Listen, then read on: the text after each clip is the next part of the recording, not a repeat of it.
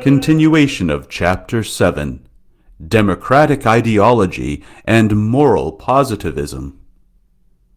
If authority is no longer recognized, necessary consequences ensue.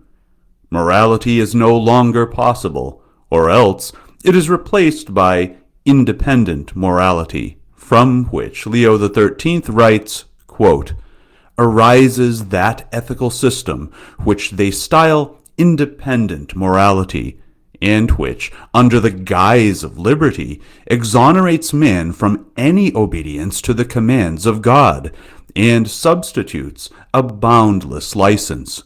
End quote. This is what is called today permissive morality. Do as you please. The origin of this laxism is contained in this, that because it does not come from God, authority is seated in individuals, in the people.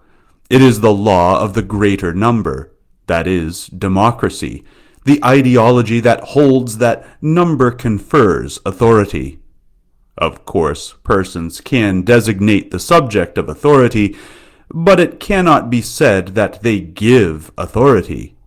But the democratic ideology, the Pope explains, claims that, quote, "The efficient cause of the unity of civil society is not to be sought in any principle external to man or superior to him, but simply in the free will of individuals, that the authority in the state comes from the people only, and that just as every man's individual reason is the only rule of life, so the collective reason of the community should be the supreme guide in the management of all public affairs. Hence, the doctrine of the supremacy of the greater number, and that all right and all duty reside in the majority." End quote. Thus, God, supreme lawgiver, is replaced. It is no longer he who creates duty and right. It is the people or their representatives. They can do whatever they will because they are the unique source of rights and duties. Quote, "But from what has been said, it is clear that all this is in contradiction to reason.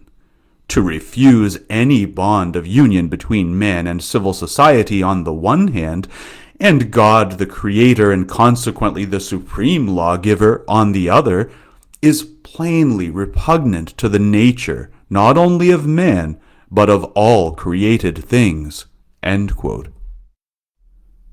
From these abominable principles by which men forge their own society, Leo XIII draws some of the consequences.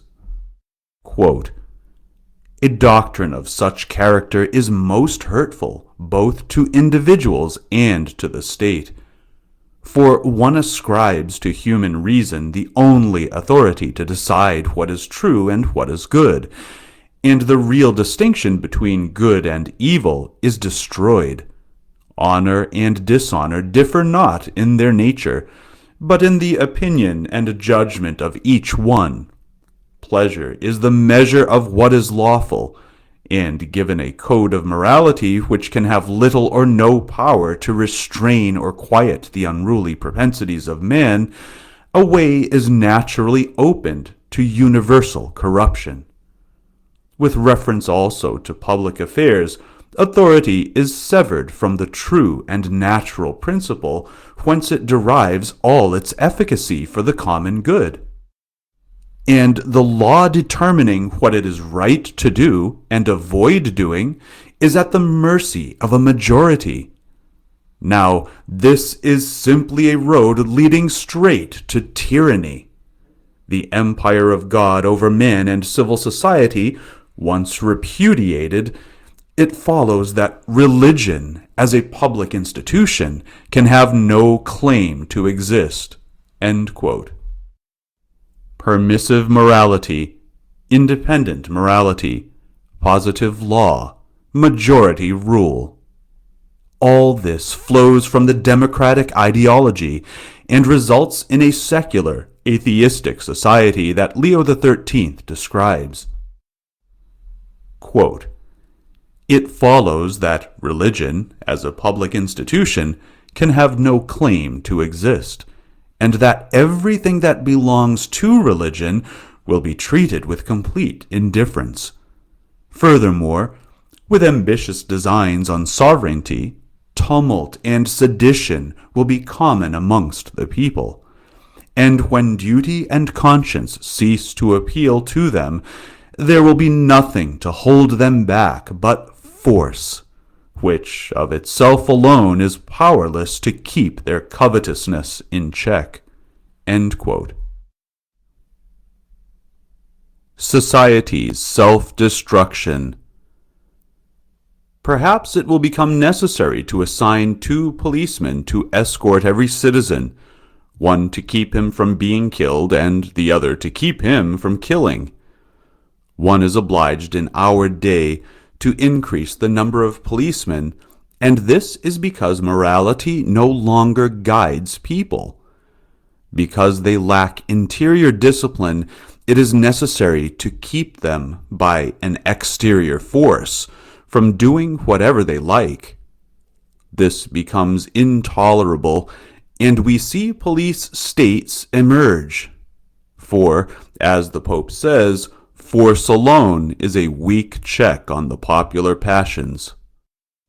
Quote, "Of this we have almost daily evidence in the conflict with socialists and members of other seditious societies, who labor unceasingly to bring about revolution.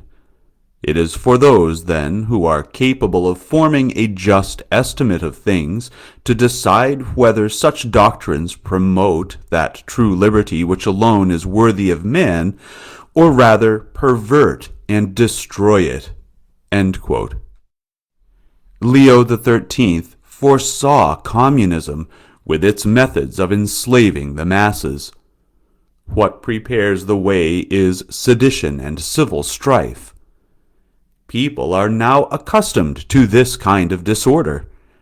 One day, when things return to normal, future generations will discover the absurdity of our epoch. Let's take the example of vacations. A few years ago, everyone flocked to Spain. Bombs went off and everyone went to Italy. But there, cars or suitcases were stolen. The crowd settled upon Portugal, but it became socialist and nothing went well. Now people seem to be coming to France, which for the moment is quiet, perhaps because the death penalty makes people hesitate to commit too many crimes. One observes that people are afraid to go to one place or the other. But no one seeks the cause, which is quite simple. There is no code of morality. Even Switzerland experiences these manifestations. Then the experts study the, quote, profound motives of these youths. One doesn't want the police to brutalize them. They forget quite simply that these young people have no code of morality, that no one taught them the catechism, that they were allowed to do whatever they felt like. There are even bureaus where the children can go to complain about their parents, and the parents may even be prosecuted by them. Society has been overthrown. Authority is no longer possible. Young people burn cars, break store windows and pillage, wound police and passers-by. Others commit suicide. What a beautiful society, a liberal society. Even Catholics seem not to know what to do. Yet it is simple.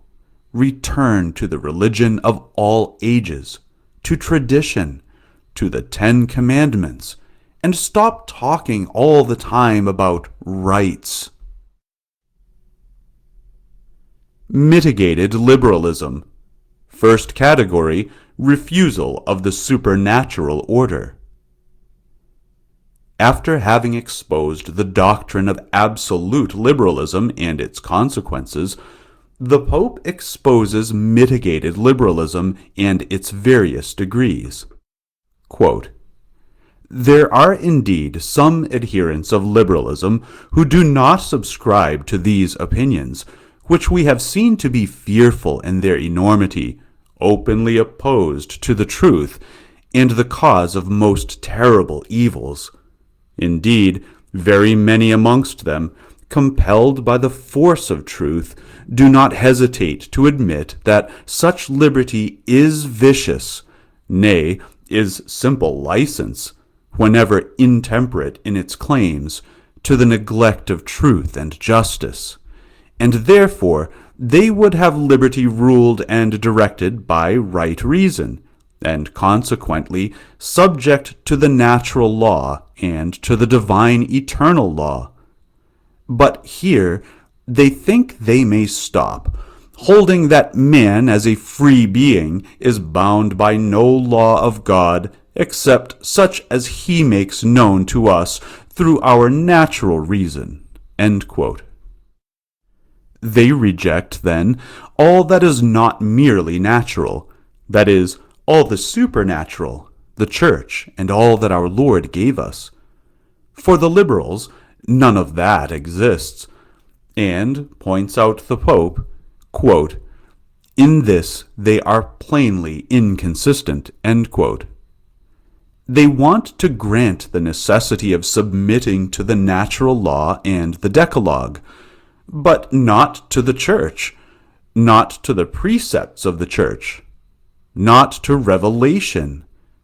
This is absurd, because if one must obey God to a certain degree, one must obey him completely.